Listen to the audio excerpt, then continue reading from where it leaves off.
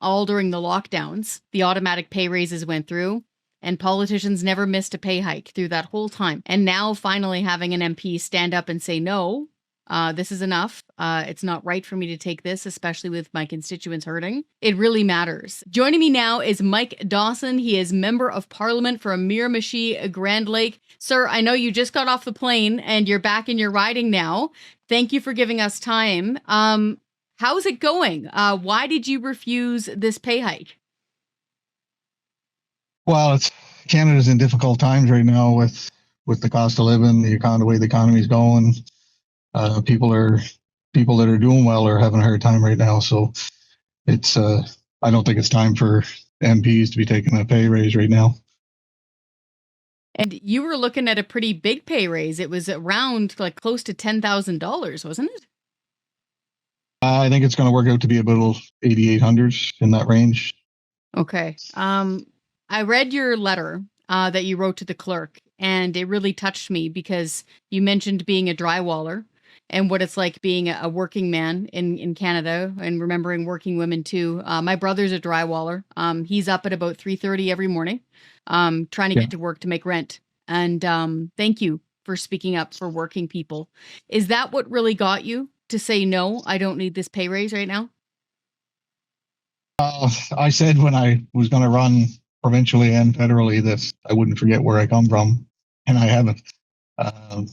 I have more respect for the tradespeople and the people that work in the middle class people that get up every morning, put their boots on, go to work, pay their taxes, and work hard for a living to keep the country going.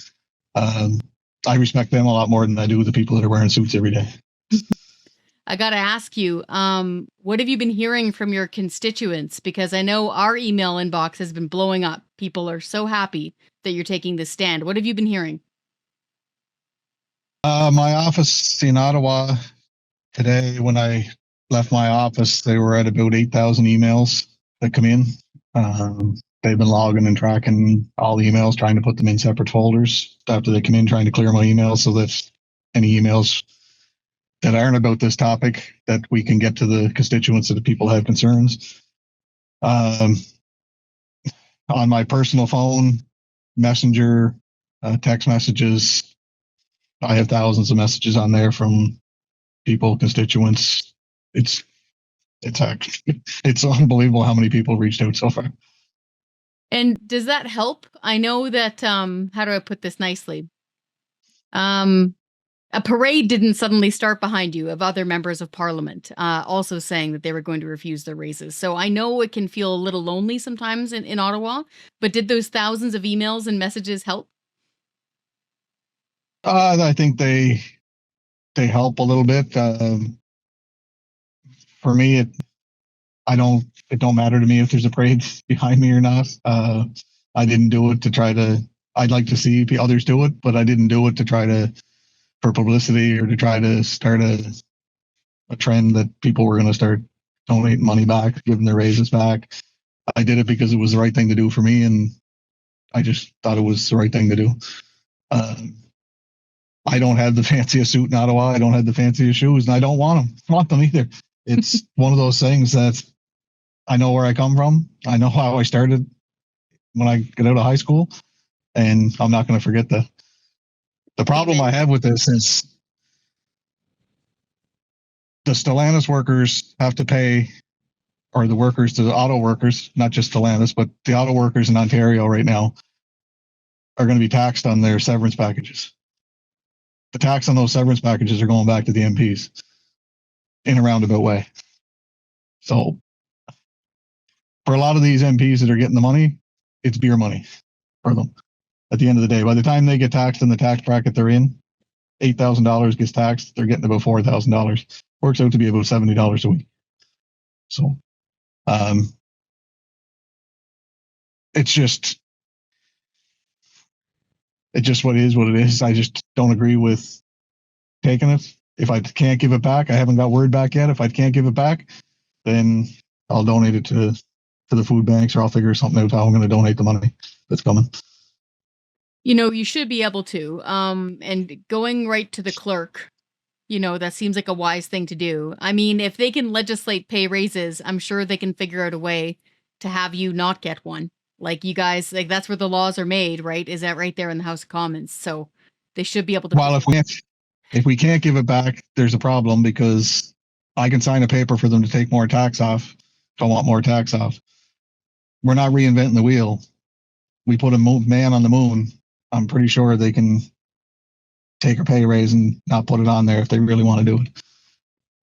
Sir, you mentioned the workers, the auto workers, and thank you for that. Can you talk a little bit about what's happening in your constituency? We get emails all the time from people who've been working their whole lives, who now can barely afford rent. They're finding it impossible to pay for their power bills and their housing and their food. Can you describe what it's like for some of your constituents in your riding? Right now, I don't want to say dire, but people are having a hard time right now. In New Brunswick specifically, MB power rates have gone up 30% in the last 2 years.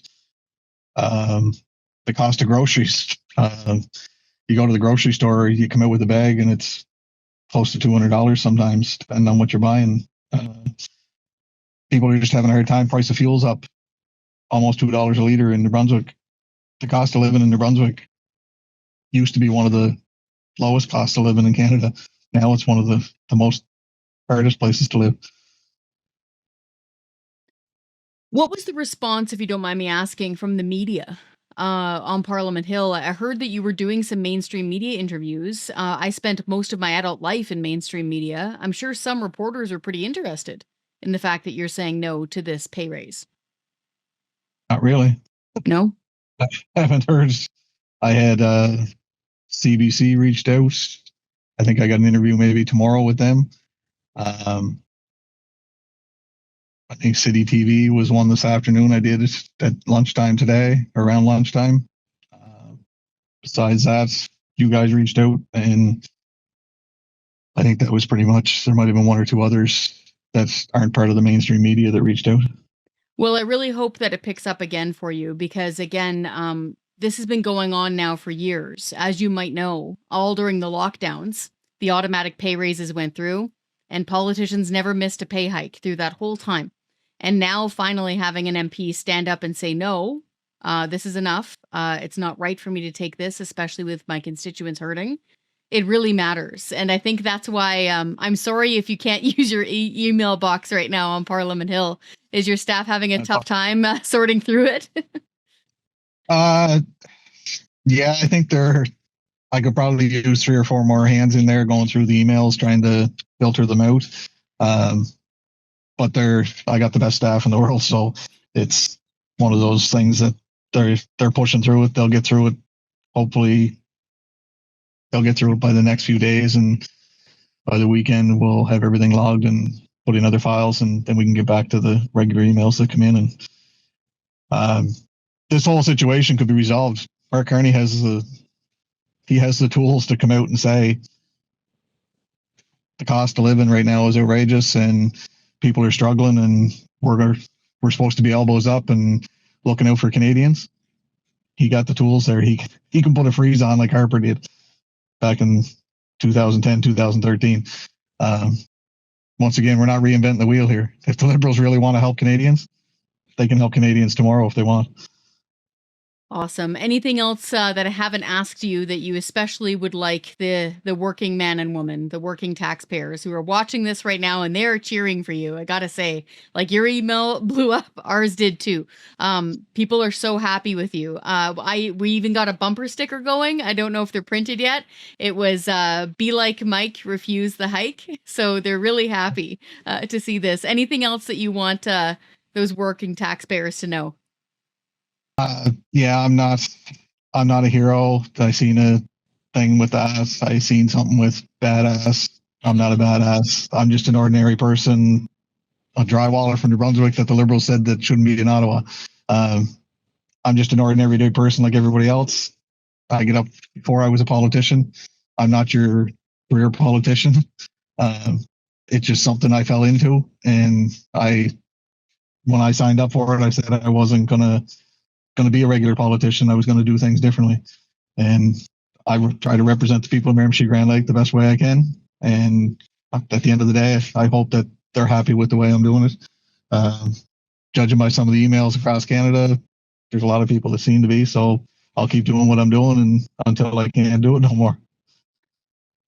Sir, I've been in the arena for a long time and have been observing politics for a long time. I can confirm to you, you are not a regular politician. So thank you so much on behalf of taxpayers across Canada. And thank you so much for standing up for taxpayers and saying no to this pay hike. It really means a lot. No problem. Thank you. Have a good week back in your constituency, sir. Thank you. Okay, take care. Bye-bye.